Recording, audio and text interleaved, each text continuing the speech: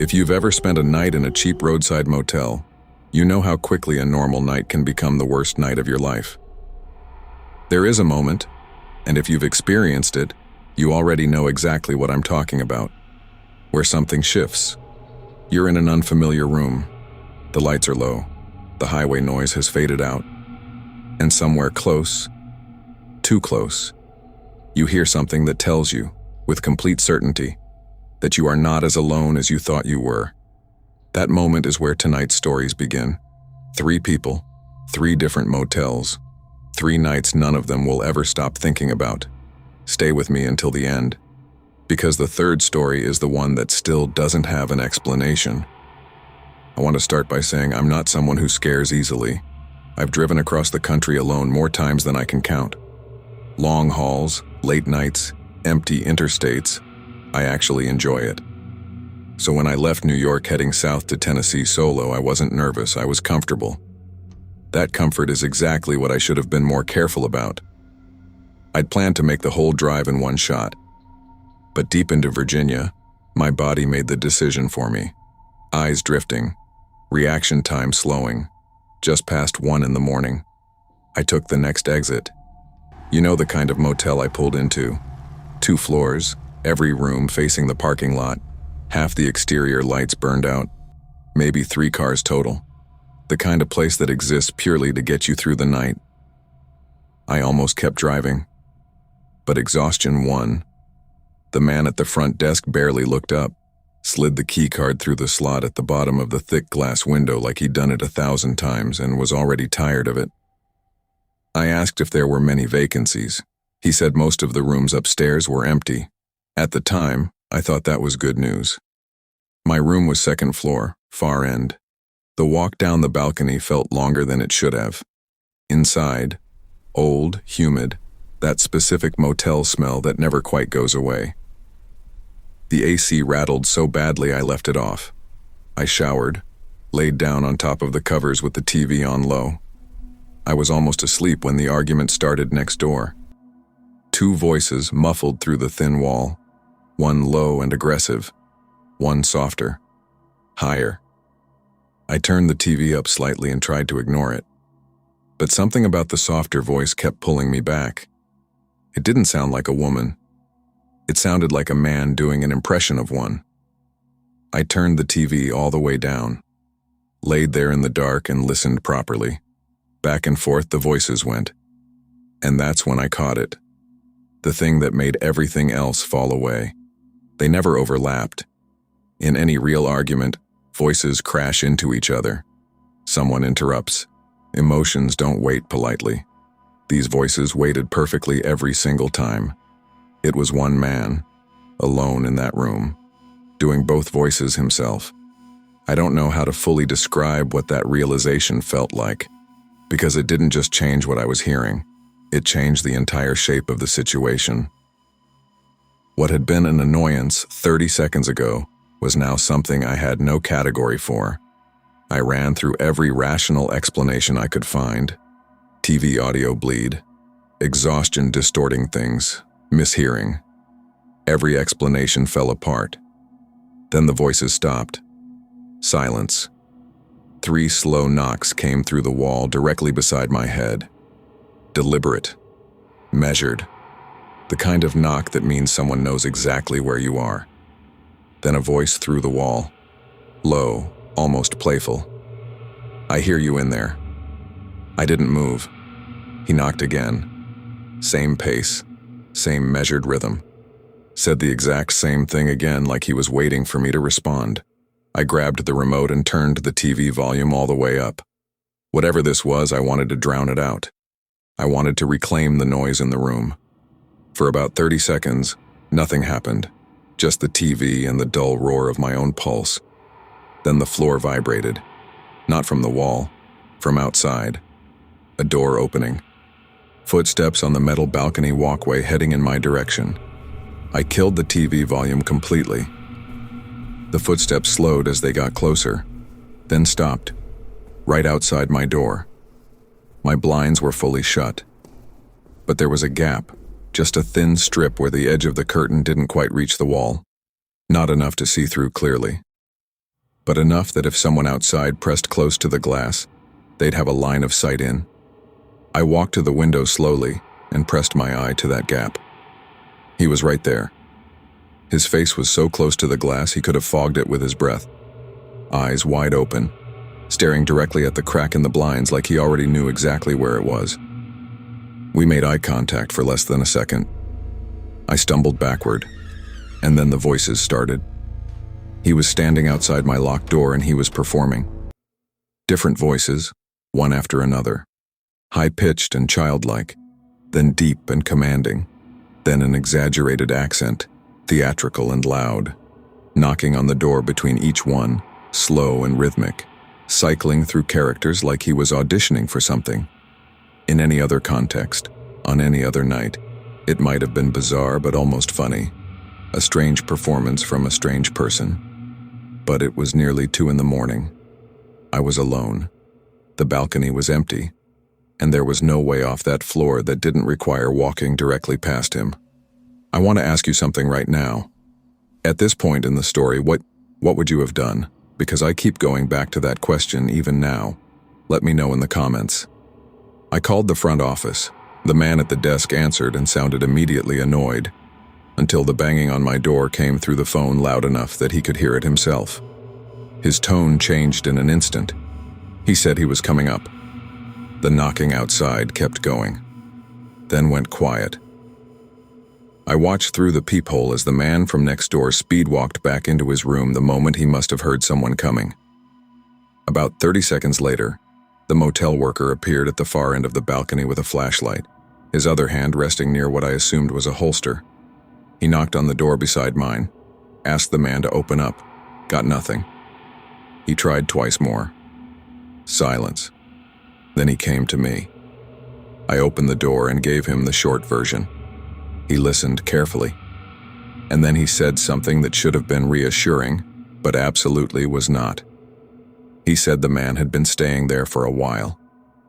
He moved me to a room downstairs near the office, ground level, closer to my car, away from the top floor and whatever was still sitting silently behind that door up there.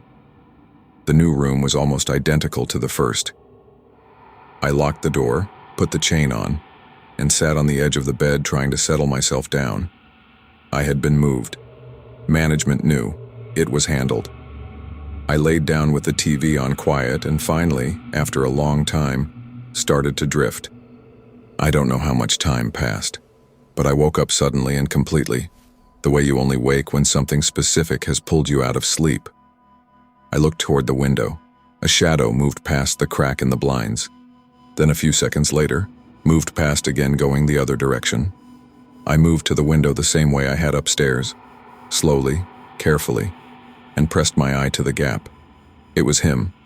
He was pacing, walking slowly past my new room, back and forth, turning his head toward the window every single time he passed. No voices now, no knocking, no performance. Just silence, and slow, deliberate movement, and the way his eyes tracked toward my window each time like he was checking whether I was watching. I counted 5 passes before he disappeared toward the back of the motel. I did not sleep again. The second the sky started going gray, I grabbed my bag, got in my car, and left. I didn't stop at the office. I didn't return the key card. I just drove. I pulled into a gas station down the road and sat with my hands, still on the steering wheel. They were shaking. I didn't feel safe again until the motel was no longer visible in my rearview mirror. If you're watching right now and you haven't subscribed yet, most people who watch Nightfall Narratives haven't. If stories like this are what you're looking for, hit subscribe now so you don't miss the next one. It takes 1 second and it genuinely helps the channel. Now, the second story involves something far more coordinated than one disturbed man acting alone.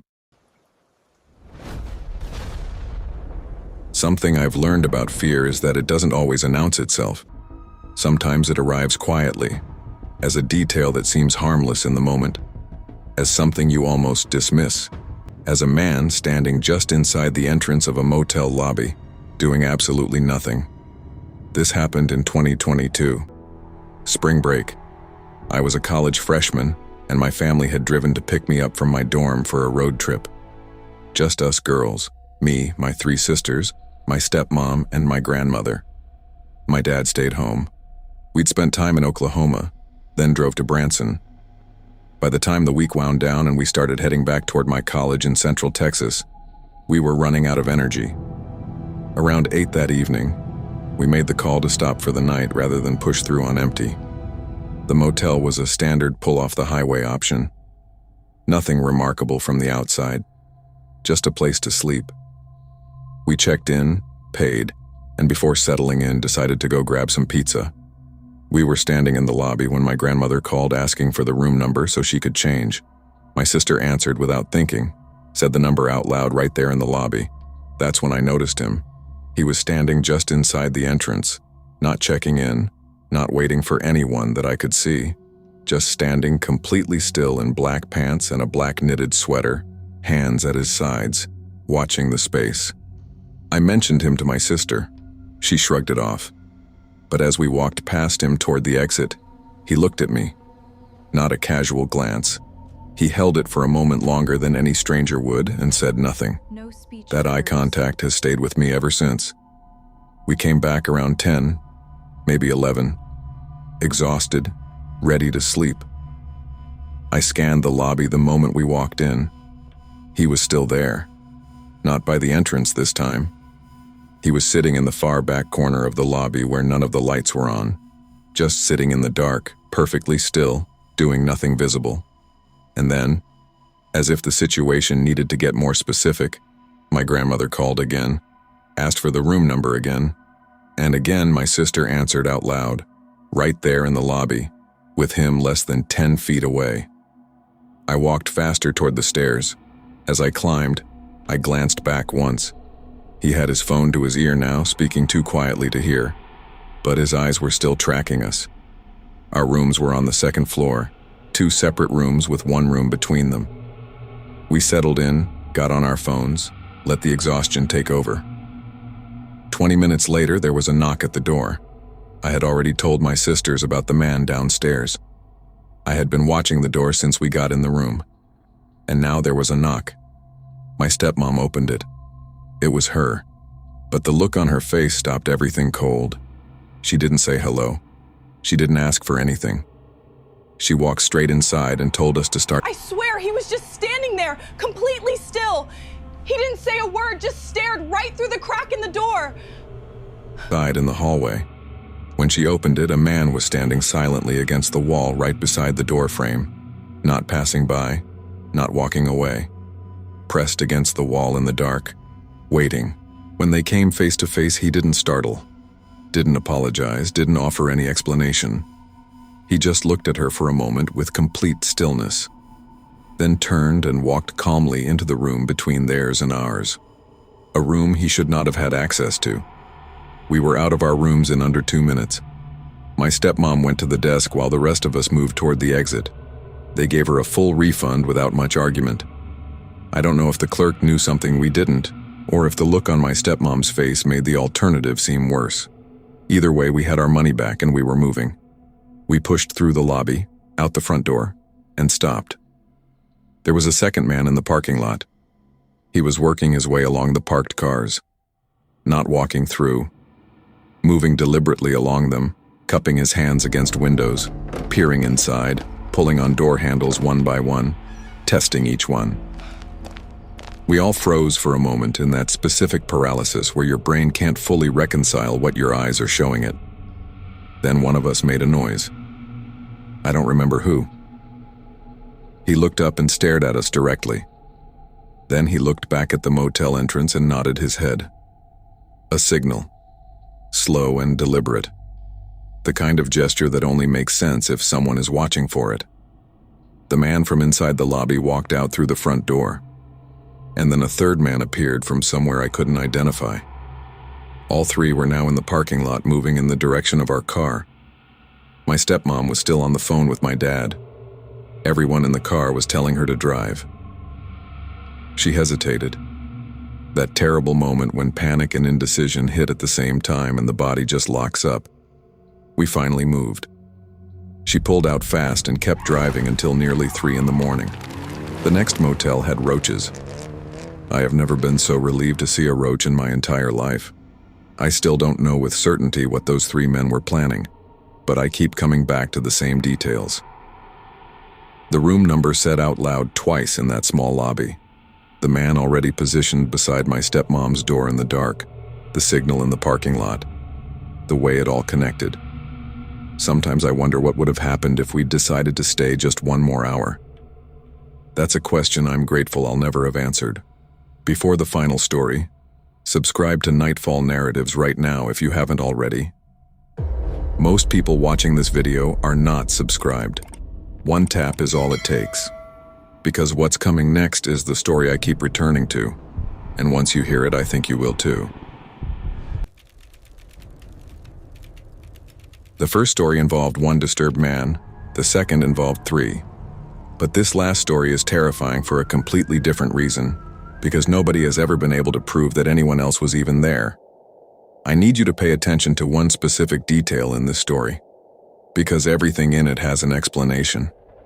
Except for one thing.